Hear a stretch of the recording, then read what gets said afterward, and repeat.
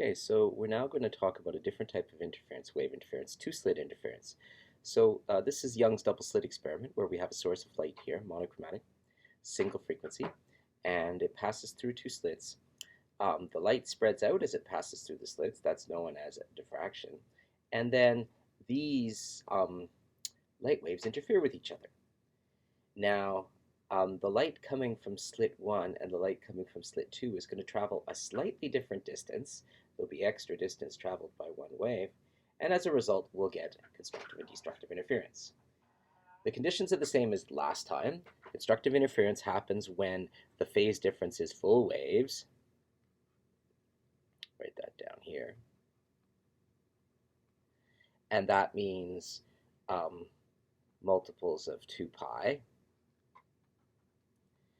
Now, in this case, there's no reflections, so the phase difference is just due to the extra distance, k delta path, and that will be 2 pi then times m.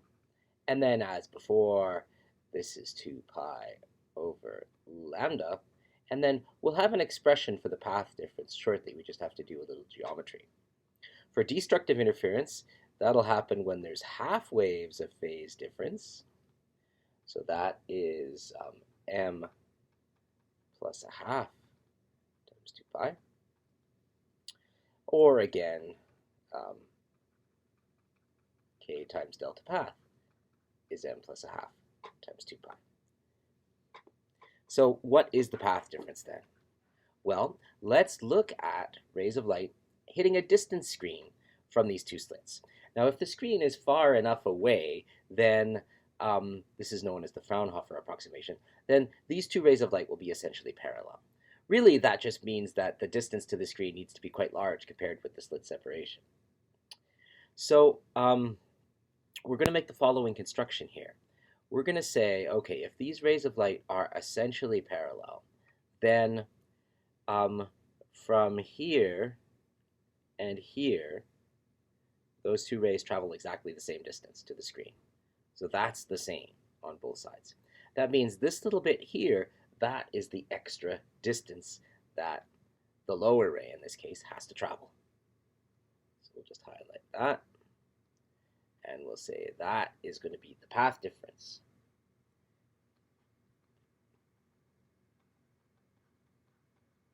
And now we'd like to come up with an expression for that. So we're going to use the variable d. That is the distance between the slits. I suppose center to center if we want to be really precise. And we call this angle down here theta. So that's just like the observation angle. So if that's theta, that's 90 minus theta. Because this is a perpendicular, that means this up here is theta. And so then we can finally come up with an expression for our path difference. Again, that's this side right here. In terms of this triangle, you can see it's d sine of theta, where d is the slit separation and theta is the observation angle.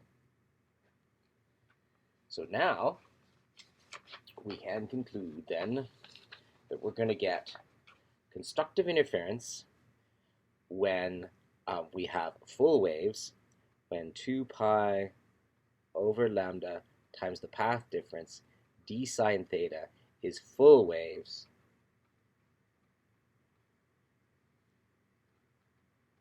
And then destructive interference will happen at angles where the phase difference is half waves. Oh, sorry. Yes, that's right.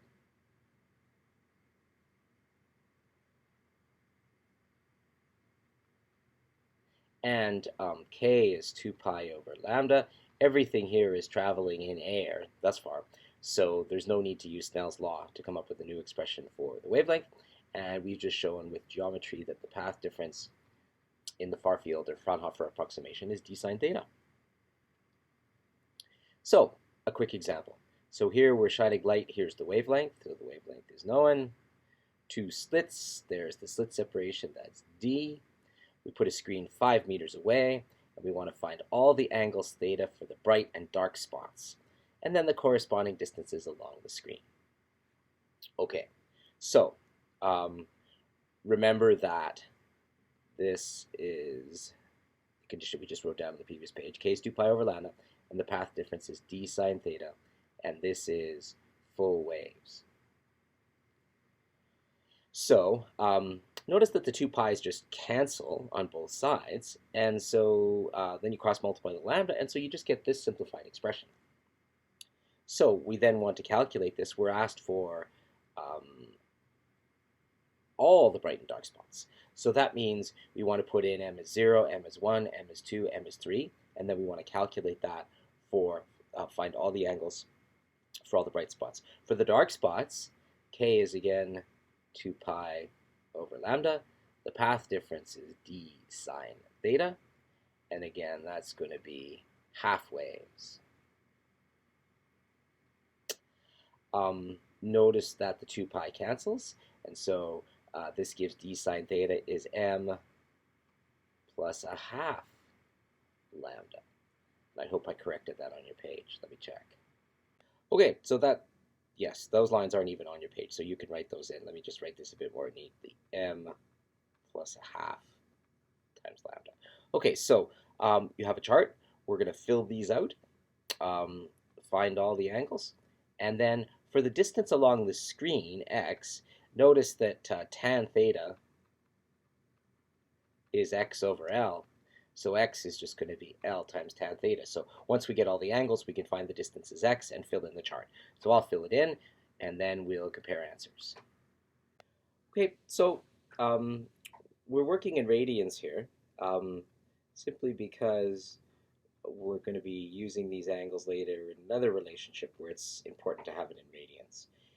But a radian's about 60 degrees, so you could see that we're getting out here to around 60 degrees for that fourth m equals 4 bright spot.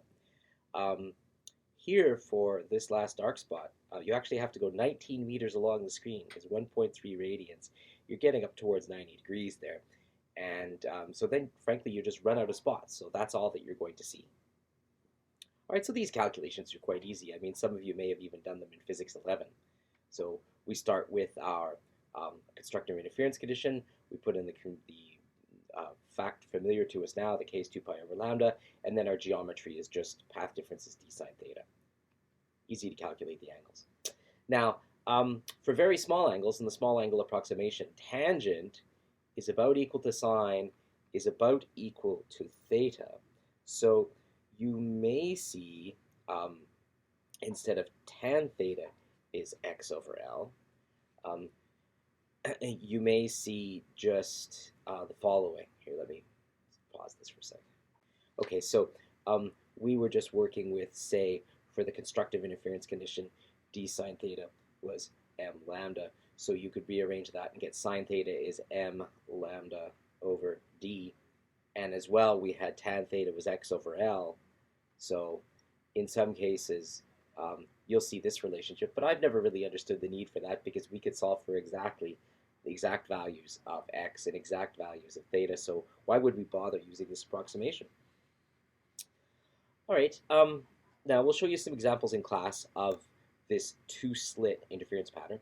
But here's another really important and interesting one that was used to probe the structure of crystals. X-rays are electromagnetic radiation, and they will reflect off of crystal planes.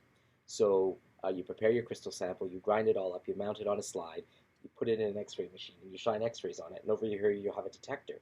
Now, that detector signal will be strong when the reflection off of adjacent crystal planes, those reflections are in phase. So we understand already what that means. It means the extra path traveled by this lower reflection wave must be full waves. So k delta path, 2 pi over lambda. Now in this case, you're doing d sine theta and d sine theta. So it's twice d sine theta when that is full waves.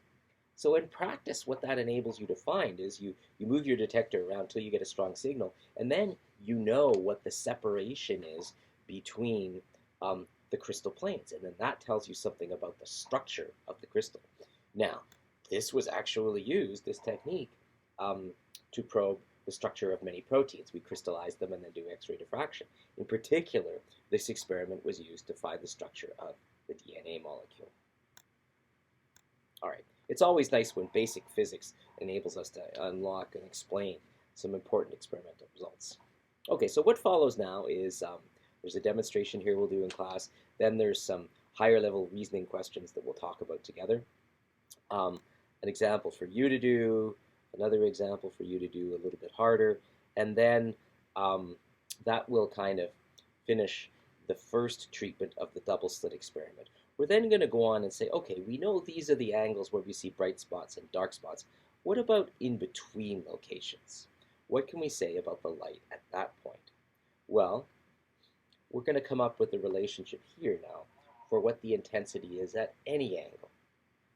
So here we've got our constructive and destructive interference conditions, right? This is where we find it. And I've been writing this slightly differently. I've been pulling the two out just to show you that it's equivalent. If you pull the two out, you can write it this way. And I may bounce back and forth between the two, and I'm sorry for that. Hopefully it's not a big confusion block for you. Okay, so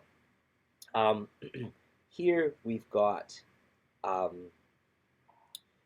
picture of the double slit interference pattern, okay, and what we know is that, okay, so this is the m equals 0 bright spot, because that's the central one, and then you'll have an m equals 1 bright spot on either side, and this will be m equals 2. So those are the bright spots. And that's going to correspond to a phase difference of 0 waves, and then this will be a full wave, this will be a full wave, this will be 2 full waves of phase difference. And we could even talk about this one. This one will be pi, this one will be pi, this one will be 3 pi. That's why it's a dark spot. Notice that if we take that and divide that angle by 2, we get pi there, 0, pi, and 2 pi. And then if we do the cosine of that, cosine of delta, oh, I'm running out of real estate there, hang on, must have jumped. Okay, this would be negative 1, 1, 1, sorry, negative 1 and 1. And then if we square it, cos squared delta phi over 2, it's going to be 1, 1, 1, 1. So we see that that's got the correct behavior then for these maxima. What if we tried a minima? So this is the m equals 0 dark spot. If you divided that by 2, if you then took the cosine and squared it, yeah, it would work. Now the reason we need to square it is just so we end up with positive numbers. Over here, where the phase difference was 3 pi, I should do these in a different color. That would be good for emphasis. Then this would be 3 pi over 2, and then when you square it again, you get 0. So what we see is that this functional form is the correct expression for the intensity of the observed light. Okay, now we'll do a more formal proof later, but we can see at least that this is reasonable, okay? That the intensity varies with the cos squared of the phase difference over 2. Now, what was the phase difference? Well, we had an expression for that earlier, right? It was k times the path length difference. That's 2 pi over lambda times d sine theta. So, this is quite the expression. It's the cosine of an expression involving the sine. But, you know, we can handle that. All right, now in terms of units, notice that this is meters of a slit separation over meters of wavelength. So this is dimensionless. So that means it is in units of radians. And that's important because you can only take the cosine of something that has no dimensions, i.e. is in units of radians. Okay? So, a proof will follow that in class, but let's just turn to a quick example, and that'll end the video. So we're going to here do the same calculation we did before. So you've got the wavelength, you've got the slit separation. Here's the intensity amplitude. That's like the maximum intensity. We'll see where that figures in a second. And then we're just going to fill in this chart using our constructive and destructive interference conditions, just like we did before. So we know that this is k times the path difference. K is 2 pi over lambda. For two-slit interference, the path difference is d sine theta, and that will be 2 pi times m. The 2 pi cancels, and then we get d sine theta is m lambda. That's constructive. For destructive, you can go through the same thing, and you'll end up with d sine theta is m plus a half times lambda. So I'm going to fill in a few of these locations, just a couple, and then we'll do a proper intensity calculation on the next page. Okay, so here are the angles for our bright spots, okay? And you can see that we only get an m equals 3 bright spot. We don't get the m equals 4 one, because that's getting really close to pi over 2, 90 degrees. And when your observation angle is 90 degrees, well, then you're basically way out at infinity, right? Because remember, so here are the double slits, and then here's the screen, and then this is the observation angle here, right? So if that's getting out to 90, that means you're already an infinite distance along your screen. Okay, so this is just where the bright and dark spots are, and that's going to motivate somewhat our next calculation. Okay, so we're going to look at these angles, and they're here in degrees, but we'll just change them to radians really quick just by multiplying by pi and dividing by 180. And the reason we want to do this is now we can compare. If we look at the chart up above, we see, hey, that is right where a bright spot is, so we should get a maximum intensity there. And then this one is pretty close to the dark spot, which is at 0.17 radians as per the chart above. So we expect a pretty small intensity there. This is a pretty small angle. We should be close to the central maximum there, nice and bright at that point. So, so let's work out our phase difference, delta phi, and then let's work out our intensity. And we suggested that it will be something like the intensity amplitude times the cos squared of delta phi over 2. And delta phi, we said, was k times the path difference, which is 2 pi over lambda, times d sine theta. So we get 2 pi over our wavelength, which is 500 nanometers. So that's 500 times 10 to the power minus 9. And then times d. D is 1.5 microns. A micron is 10 to the power minus 6. And then the sine of 0.34 radians. So when you work out that phase difference, it'll be in radians. This is 6.286 radians. And then when you put that in there, divide it by 2, this is 2 pi, okay? No surprise. Divided by 2, it's pi. Take the cosine of it, it's 1, okay? And I equals I naught times 1, so that is the maximum intensity. Okay, so that's, I believe, the m equals 1 bright spot. Okay, so now let's move in a little bit. Now we're getting close to the dark spot. Let's see what our phase difference is there and our intensity there. So you'll calculate in a similar manner. The only thing that's going to change here is the angle. So 2 pi over lambda, d is the same. It's just the sine of 0.21 now. And what you get out of this is 3.93 radians.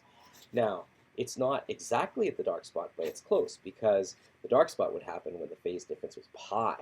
So we're getting there. So now when you do 100 times the cos squared of 3.93 radians over 2, you get 14.7 watts per meter squared of light intensity at that point, which is, again, comparatively small. We're close to the dark spot.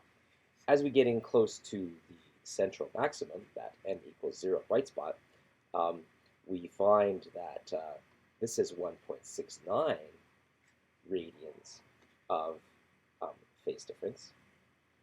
And so, you know, we're almost there, but we're not quite at the brightest spot because what are we close to here? I guess we're getting quite close to 0. Hang on just 1 second. Let me check that calculation. So sorry, that calculation's right. And we notice here that we're kind of halfway in between pi, which would be a dark spot, and 0, which would be a bright spot. So we expect sort of a halfway intensity. And that's exactly what we find. So 1.69 over 2 in radians, take the cosine, square it, multiply by 100, and you get 43.8 watts per square meter. Okay? And so if we were looking at the screen here, and then these were the slits over here, here would be our m equals 0 bright spot where the intensity was 100. This first dark spot, the m equals 0 dark spot, that happened at 0.17 radians. And then our next bright spot happened out there at 0.34 radians. So that number there corresponds, the 100 watts per meter squared corresponds to that location. This location here is just a little bit beyond the dark spot. And then this location here, you're kind of halfway in between the bright and the dark spot. Okay, so we can see that's a very sensible result. We'll do that derivation when we meet in class. And we'll work on some problems to build our understanding of these concepts. Two-slit interference and the two-slit intensity.